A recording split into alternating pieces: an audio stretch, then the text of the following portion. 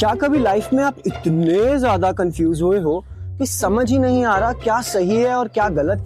दिल कुछ और कह रहा है, दिमाग कुछ और हमारी सोसाइटी तो बिल्कुल ही कुछ और कह रही है। आप खड़े हैं पर चल नहीं पा रहे, फैसला सामने है लेकिन हाथ कांप रहे हैं। यही हालत अर्जुन की थी और शायद आज हमारी भी है।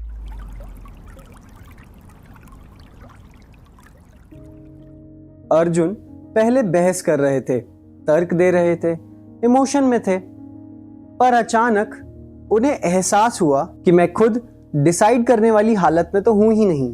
क्योंकि जब इंसान ओवरथिंक करना शुरू कर दे तो क्लैरिटी कम और कंफ्यूजन ज्यादा बढ़ जाता है।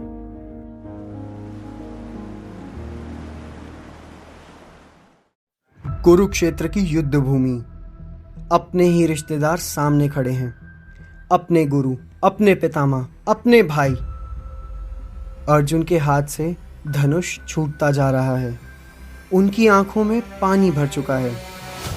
वह योद्धा थे, लेकिन उस समय वह सिर्फ एक डरा हुआ इंसान थे। और यहीं से शुरू होता है अध्याय 2 श्लोक नंबर 2.7।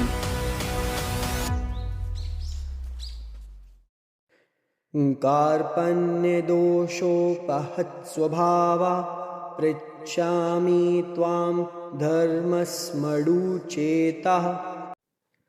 यच्छ्रेयास्यानि चिन्तं ब्रूहि तन्मे शिष्यस्तेहं शाधिमा त्वां प्रपन्नम्।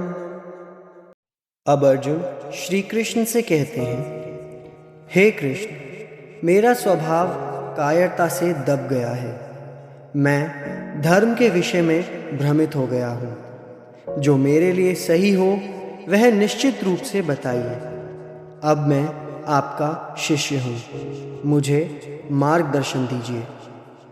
आप इसमें थोड़ा सा ध्यान दीजिए कि अर्जुन पहली बार आर्ग्यू नहीं कर रहे हैं, बल्कि वो पहली बार सरेंडर करने जा रहे हैं। क्योंकि हमारी लाइफ में भी कुछ ऐसे मोमेंट्स आते हैं जब हमारा ईगो टूटता है और जब हमें लगता है कि हमें सब आता है और हम सब जानते हैं। वह भ्रम पूरी तरीके से टूट जाता है। सच तो ये है, कई बार हम एडवाइस सिर्फ इसलिए नहीं लेते क्योंकि हमें डर होता है कि कहीं कोई इंसान हमें कमजोर ना समझ ले। श्रीमद् भागवत गीता हमें सिखाती है कि हेल्प मांगना कमजोरी नहीं दिखोती, बल्कि अकड़ में रहकर गलत रास्ते पर चलते रहना ये एक सबसे बड़ी कमजोरी होती है। जब लाइफ में कंफ्यूजन पीक लेवल पर हो तो ये 4 बातें गलती से भी मत भूलिएगा। नंबर 1, डिसीजन हमेशा डिले करो, उस समय जल्दबाजी का कोई फायदा नहीं। नंबर 2, एक अच्छा मेंटर, एक अच्छा गाइड ढूंढिए जो आपको उस रास्ते पर इजीली सही पाथ दिखा सके।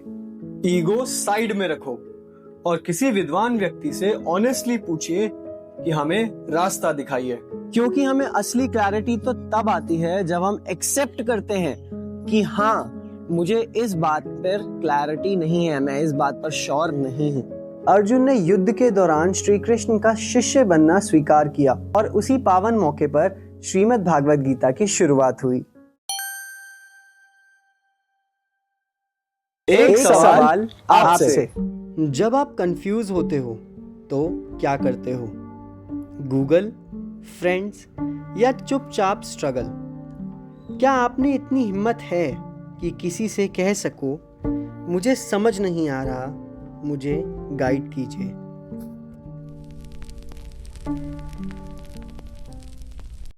श्रीमद् भागवत गीता अध्याय 2 श्लोक नंबर 7 हमें सिखाता है कि ज्ञान की प्राप्ति वहीं से शुरू होती है जहां से अहंकार टूटता है।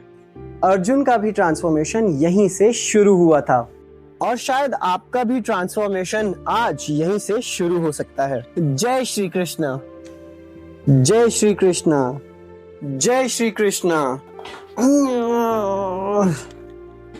अगर आपको भी वीडियो अच्छा लगा हो तो लाइक, शेयर एंड सब्सक्राइब करना ना भूलिएगा।